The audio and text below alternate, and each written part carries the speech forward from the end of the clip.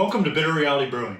This is part 2 of the chocolate Bock. This video specifically was kind of geared it for that of beginners or people who've never done 100% extract. Extract came 100% in a can. Spruce it up a little bit. We did add some chocolate grain as far as in our mash. That's it. Please subscribe, like, and share. Share as much as you can. And if you really don't like the video, please hit dislike twice so I make sure I understand you really don't like it. Thank you again. Let's get taste testing. Okay, it's time to move the chocolate Bock. Carboy cover here. My wife made me keep the sun and light out whenever I do bring them out or leave them out for more than a day or ferment at room temp. Got a little hop embroidered in, kind of cool. Need more, but it's cool. Somebody asked, how do you keep track of your kegs? Or when I'm not doing something kind of fancy, something's kind of rubbed off for tap handles, which get in my way, but they look nice and a little bit of a pain to clean. Painter's tape or frog tape, I prefer. Just simply take it, right? Chocolate Bock. I put it right in front of the tap, and I also put one right up here so I know exactly what's in the keg. Now we're gonna take this real quick, purge it. You can hear the gas going. Getting it all gassy. Yeah, that's good enough. We're gonna purge it again after we move everything. And just like normal, we take this, get it here, get it ready. Turn on our little water pump, get some water going through it. Done. If you've seen this magic trick before, you know I go over here and put the water in here.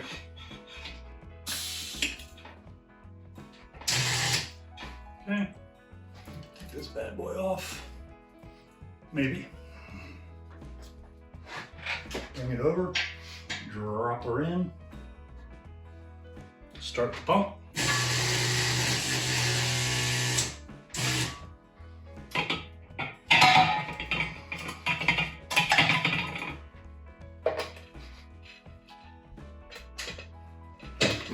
And we're on. Over here, put our relief. Look at the gas, lovely air. Luckily all I spilled was water. Driving me nuts though. Okay, here we go. Let's do it.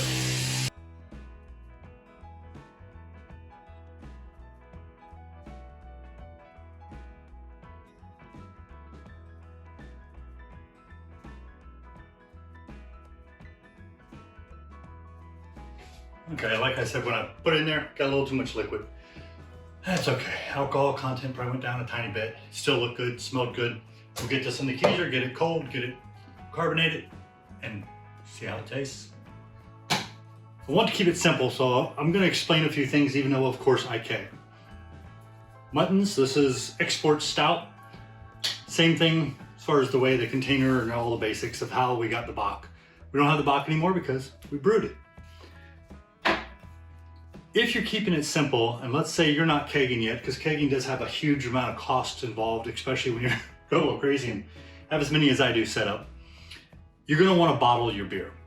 And to bottle your beer and keep your costs down, something like this, going blue and red, these are bottle cappers. And what they'll do is you'll actually take the cap, I had a cap here nearby, and you're gonna wash it with Star San. Star San is the go-to for brewing.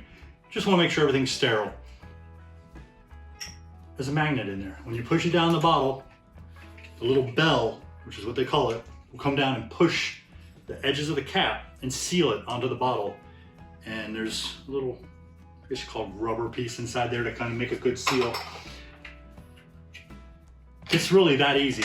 But before you get to that point, of course, you would take your beer and you'd move it from whatever you put it in to ferment. And you can move it in a couple ways. You don't want to pour it or gush it out because you're gonna have a problem. You're gonna get oxygen. You wanna reduce the amount of oxygen in that beer. So one of the best ways of doing it, they call it an auto-siphon. You put it into the beer, you pull, you push down. And when you push down, it creates the suction pushing the beer up through the tubes, and we'll pull that off. And you put this into the very bottom of whatever you're moving the beer to, unless you're going to bottle straight from there. Then of course, you get your bottling wand, and it's got a little tip. There's a couple kinds you can get. There's one that's gravity tip. You don't want that. It works with pressure. Get the spring-loaded one. And if it starts to where it's falling off, I put a little bit of saran wrap on there, and each time I just take it off, clean it, put a fresh piece on, sterilize it, and that's what I use to make sure the tip doesn't fall off inside the beer, because when it does, you're gonna end up with a huge mess. I promise you. Been there, done that twice, at least, maybe 3 times. Haven't bottled in a while in that method anymore. Another trick you can do is once you move the beer, you can move it to something like this. Super cheap. Most of your home brewer shops or home brew shops nearby or online, if you can't get it, local home brew shop, sell what they call a bottling bucket. And it's gravity fed. You literally put the tube, the wand on the end of the tube, you set it up somewhere high, you put all your bottles down below, and you put them on something like a good towel or something, because you're gonna spill a little bit of beer and it makes it easier to clean up. But that's it. And when you put it in there, you've got to add a little bit of corn sugar to reactivate the fermentation, because you're going to do what they call bottle conditioning. That's how you're going to get the carbonation in your bottle. And it's going to take about 2 weeks, plus or minus. 2 weeks is recommended. 3 weeks is sometimes the best. And you want to go online, figure out your exact volume. That's why I like the bottling bucket, because you can look at it and it says 5 gallons right there. So you know if you're above or below that, and you can try to figure out exactly where you are so you can measure it, put it into an online calculator, add the correct amount of corn sugar, and then stir it very gently but very thoroughly with something like this, just a plastic spoon, nothing special. You want to clean this, sterilize it, make sure it's good. Anything you put in there has to be sterile, because if not, you've just ruined all of that time that you put into making that beer. And then you can flow it out into the bottles. Bottles, I don't recommend, I've never recommended buying bottles. You spend about twice as much and you get great beer in a bottle, and all you have to do is drink the beer, sterilize the bottle, reuse it. If you want to get fancy, which I usually do, you get yourself some PBW, and you take the PBW, which is another cleaner, it's an alkaline-based cleaner, and you soak the bottles in warm water with PBW for 15-20 minutes. An hour is amazing. 15-20 minutes, and the labels will just come right off on most of the bottles. Some, not so much. Flying Dog, the bottles, the things come right off, which is awesome. If you let it soak long enough, the labels will fall off. And then you just wipe it down, either use a nice rough, like green and yellow sponges, or you can use super fine steel wool even on the glass, and it'll get all that sticky and gluey residue off of the bottle. After you do that, you're still gonna wanna clean the bottle again with Star Sand, and get yourself something like a bottle cleaner or brush like this. So you go in and out of the bottle, move it around. A little trick, hold the bottle up to the light and look inside. That way you know if there was anything stuck inside, you've got it out of there. Extremely rare, but there's always a possibility, and I don't want to be drinking something with a surprise in the bottom. That's it. Oh, and what's this? This is a corker too. It's a little fancier. I prefer this. I haven't used these in a long time because I'm always terrified I'm gonna push down and the bottle break.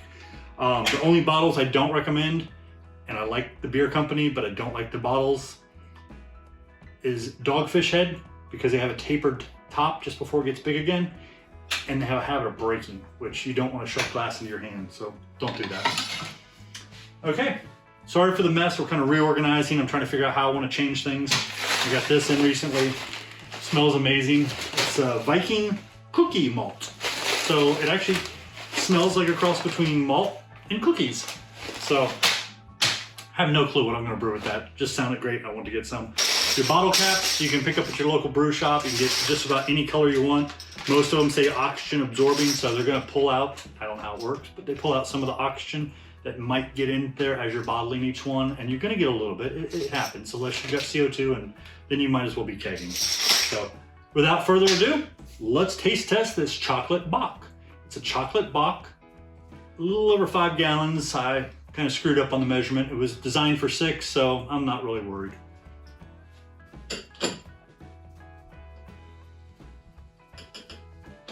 Woohoo! We got good carbonation. It took a little longer than usual for carbonating. I'm not sure why, it just did. But it's very dark too.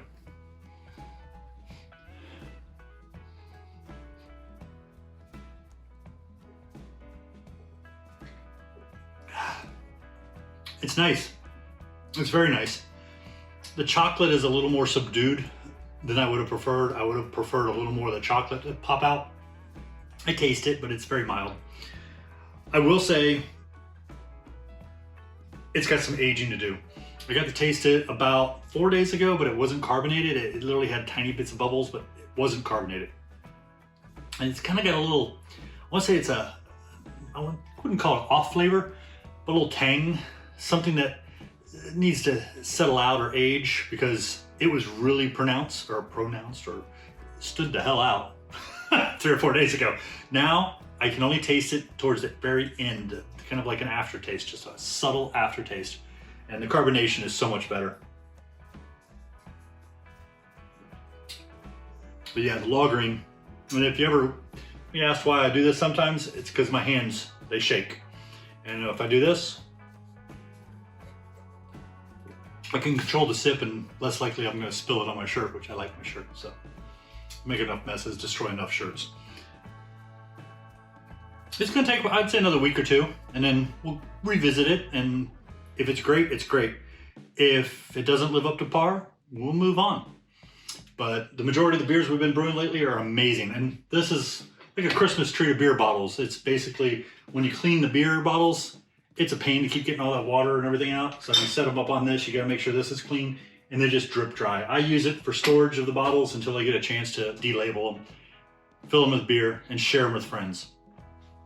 So it's definitely good enough for another sip though.